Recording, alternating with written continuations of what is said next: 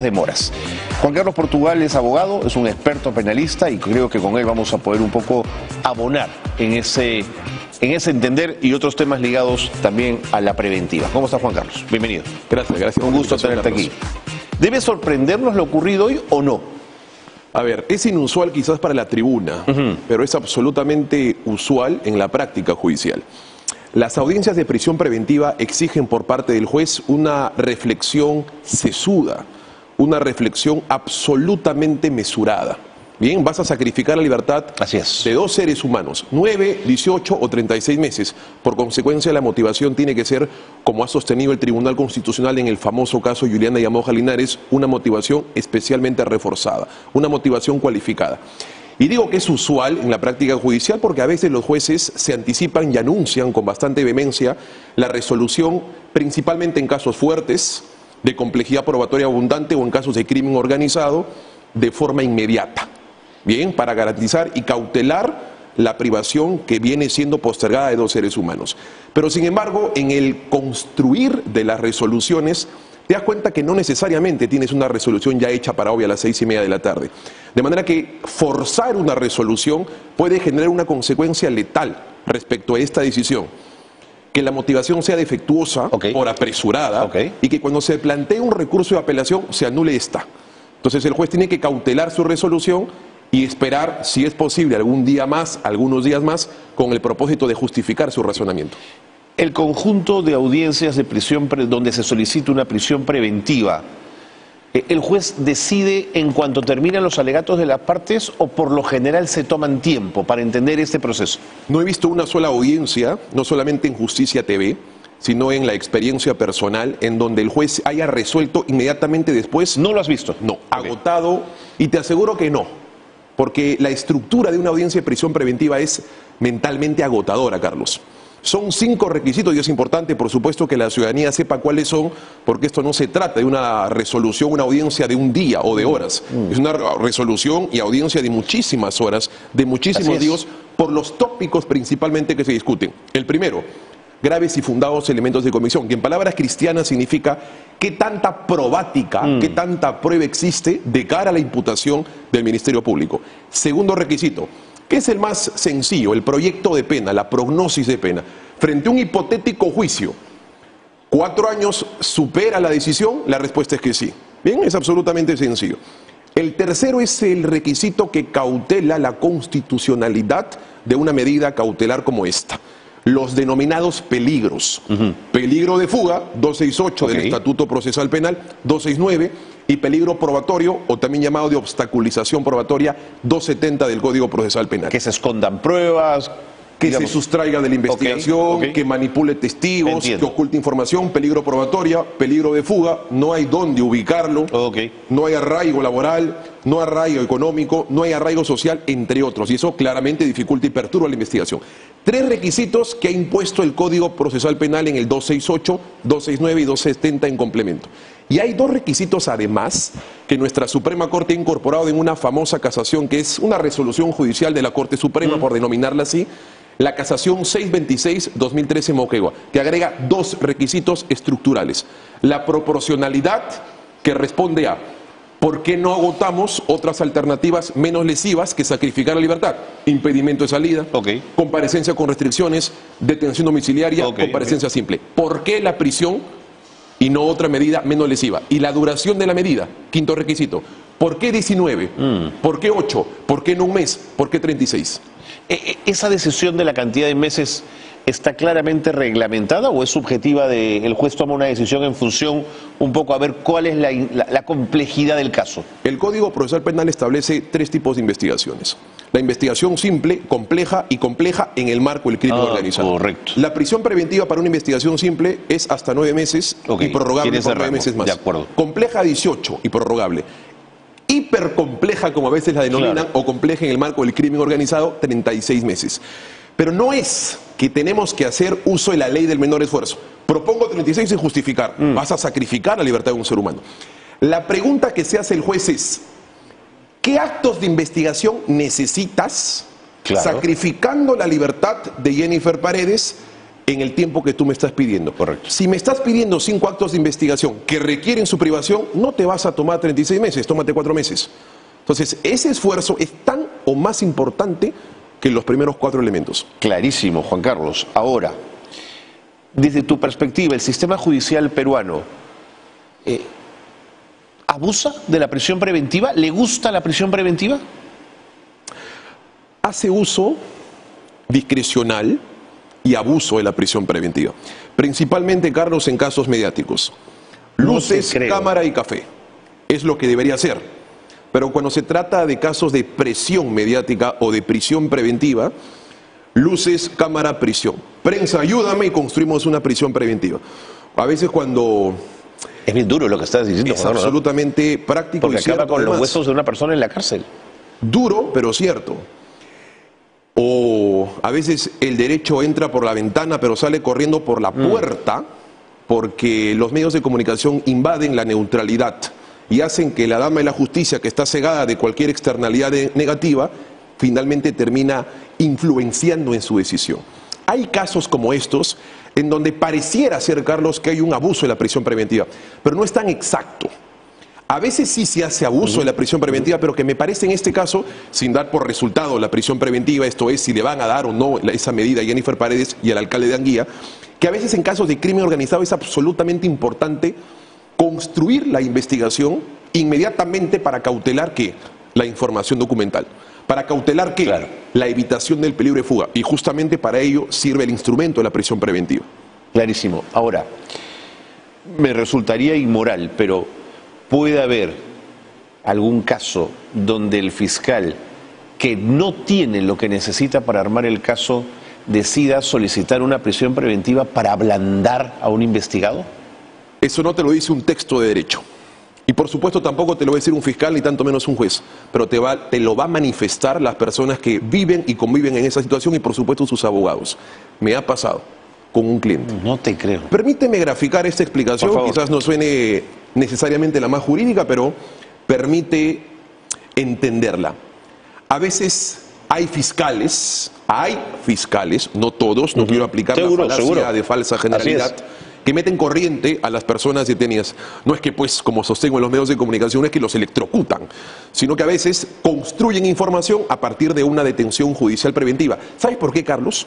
Porque la sospecha para que un juez detenga preventivamente por 10 días en un caso de organización criminal no es una sospecha fuerte, grave, estandarizada, suficiente o reveladora. Es una sospecha básica, a la que la dogmática denomina como plausible, atendible, razonable, bastante discrecional, ¿cierto?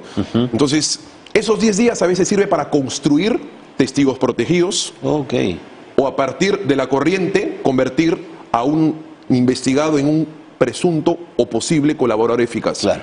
El detenido dice: estoy en casa, veo tu programa con un café todos los días y junto a una pizza, quiero seguir gozando de esto. Estoy privado de libertad durante 10 días. ¿Me proyecto a estar 36 meses más? La respuesta es no. Por consecuencia, delato. Y sobre todo por el contexto en el que estas personas se encuentran actualmente privadas de su libertad. Ese lugar es cualquier cosa menos un centro provisional de reclusión. Es un depósito de seres humanos. A mí me gustaría que los medios de comunicación dignifiquen los centros de reclusión a partir de reportajes. Te invito a que hagas uno, porque esos lugares son cualquier cosa, y perdona si soy frío en esta expresión, pero decir la verdad no es mentir, como diría mi padre, menos que un lugar de reclusión de seres humanos.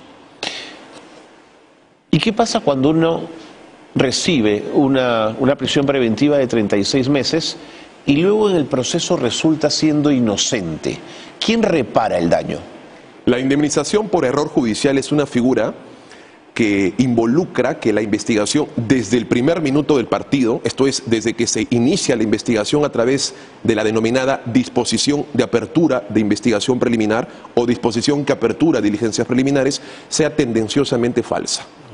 En esos casos muy excepcionales es posible una indemnización por el error judicial. Son excepcionales. Excepcionales, pero si es que estamos hablando de que se privó preventivamente a una persona es porque ha habido un razonamiento importante. Por tanto, no hay una mentira encubierta, no es una tendenciosa mentira manifiesta. Y por consecuencia, en esos casos, la indemnización será solamente moral. La opinión pública y la colectividad era: fuiste una víctima más del abuso de la prisión preventiva, pero jurídicamente no se hace nada. ¿Y los 36 meses de cárcel que me comí? Gran problema, gran problema. Jurídicamente no se puede resolver a través de una indemnización por error judicial. Desde el lado ciudadano puedo entender, ante la sensación muchas veces de impunidad, que la gente plantee esta posibilidad. Mira, ya no importa que no sea culpable, al final se salvará, pero por lo menos que sepa lo que es la cárcel. ¿Te parece un argumento válido? No, por supuesto que no. No hay peor condena que la propia conciencia, Carlos. Nosotros los abogados tenemos que entregar absolutamente todo el esfuerzo intelectual que nos han formado en los años de derecho. Porque una condena sobre una inocencia es como dejar libre a un culpable. Dilucidar entre una y otra alternativa es bastante irresoluta. Pero me parece que esa es un concepto producto del odio, porque nuestra sociedad está llena de odio. Yo te aseguro que si se pudiese plantear un referéndum para incorporar delitos de la pena de muerte, hasta el hurto agravado sería una pena de muerte. Nuestra sociedad convive con el odio, convive con el preconcepto, el prejuicio. Yo siempre, Carlos, recomiendo a los estudiantes de Derecho, y de hecho es la primera película que recomiendo en mis cursos. 12 hombres en pugna. Claro, tremenda. 12 miembros de un jurado que en principio querían someter a la cámara de gas a un ciudadano acusado por homicidio. Uno quería ir a jugar béisbol, le dije, no, prefiero el béisbol que juzgar la cámara de gas. Sí, de acuerdo. Yo odio a mi hijo, lo odiaba a mi hijo y ahora odio a esta persona porque mi hijo me pegó, me golpeó.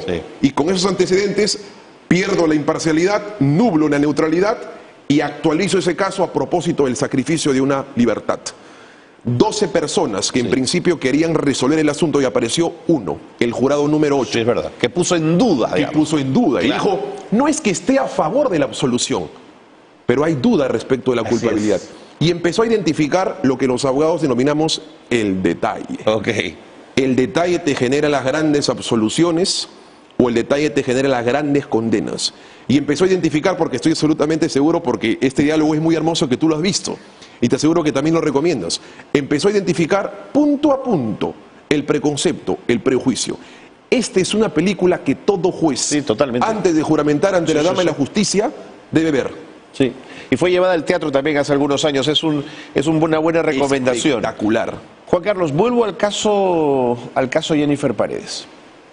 En el caso de la primera dama, la Fiscalía pareció no ser tan severa en la exigencia de la detención preliminar, entendiendo que el caso elaborado por la Fiscalía, Lilia Paredes ocupa un lugar central en lo que denominan organización criminal, ¿no es cierto?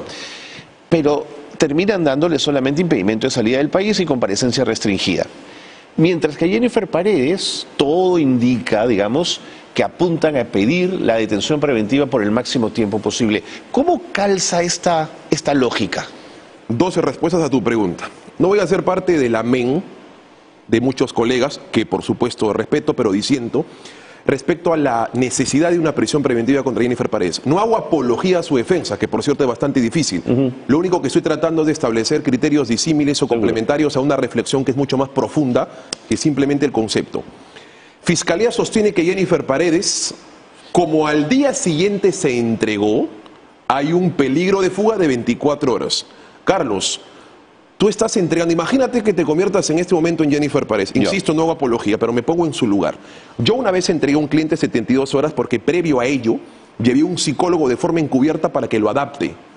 Porque vas a entregar tu libertad 10 días y posiblemente por 36 meses y posiblemente ya no salgas en 20 años. Tienes que saber perfectamente a lo que vas. Entonces, no necesariamente llegó al día siguiente porque quiso perturbar prueba o porque quiso neutralizar la información y recién entregarse, sino que es posible que haya sufrido alguna patología o una situación crítica de nervios que es absolutamente válido en una situación como esta. Primera razón. Segunda, Fiscalía sostiene que tiene domicilio múltiple, tiene 3 lugares. Lo que objetivamente se demuestra ahí, y lo ha dicho la casación 631-2015, Arequipa, un caso exactamente parecido. ¿Qué objetivamente se prueba de una persona con domicilio múltiple, que además lo permite la legislación civil? Que tiene domicilio múltiple. Eso es lo que objetivamente se demuestra. Lo que hay que afinar, por supuesto, en su defensa es a qué lugar de los 3 domicilios se le va a notificar, se le va a comunicar. Pero que tenga domicilio múltiple no supone de forma automática y discrecional el uso de un peligro de fuga. Y finalmente algo que me parece interesante. El artículo 270 que regula el peligro probatorio, manipulo testigos, por eso sacrifico tu libertad. Oculto información, elimino prueba y hasta elimino testigos, por eso sacrifico tu libertad. Establece que el peligro probatorio tiene que ser directo, tiene que ser propio, no impropio, no. Otros hacen que yo cree el peligro. Fiscalía ha sostenido que como se perdieron las cámaras en Palacio de Gobierno, es atribuible a Jennifer Paredes porque es nada más y nada menos que la hermana de la primera dama y cuñada del presidente. Ese juicio deductivo, inferencial, indirecto, tiene sus tropiezos. ¿No? Sí, de acuerdo. No es discrecional, no podemos hacer uso de la falacia de la generalidad, ni de la falacia de lo absurdo. Como es sobrina del presidente, por consecuencia es responsable. El juicio es discrecional, sobre todo cuando se sacrifica la libertad. No debe serlo más propiamente. Entonces, ese peligro probatorio hacia ella, yo te confieso, Carlos, como fiscal lo hubiese construido de mejor forma. No he visto esa construcción en el fiscal. Ok. Juan Carlos, 30 segundos, el tiempo me gana. Sobre el tema de la fiscal Benavides. Yo saludo que haya una fiscal valiente que haya decidido enfrentar la corrupción desde el poder, pero también puedo tener el criterio necesario para entender que lo ocurrido con su hermana no me hace sentido, Juan Carlos. Yo quería preguntarte si crees tú que desde la Junta Nacional de Justicia, como hombre de derecho, ¿crees que debería actuar inmediatamente en relación a la fiscal Benavides? Yo creo que es una fiscal, como dirían en mi tierra de Cuchana, con las faldas bien puestas. No está actuando de forma parcializada. Se miden sus comentarios, se miden sus expresiones y principalmente adecenta la institucionalidad caída del Ministerio Público. Me parece que no deberían tomar represalias contra ella e incluso teniendo a una hermana jueza superior investigada. Necesariamente que un cargo suponga una influencia es bastante hipotético si es que claramente no hay una evidencia más allá que el vínculo familiar. Muchas gracias, Juan Carlos. Con mucho gusto. Gracias por haber estado con nosotros. Juan Carlos Portugal ha estado en el programa, abogado penalista, que ha tenido sin duda alcances y detalles importantes en lo que nos ha contado. Tengo una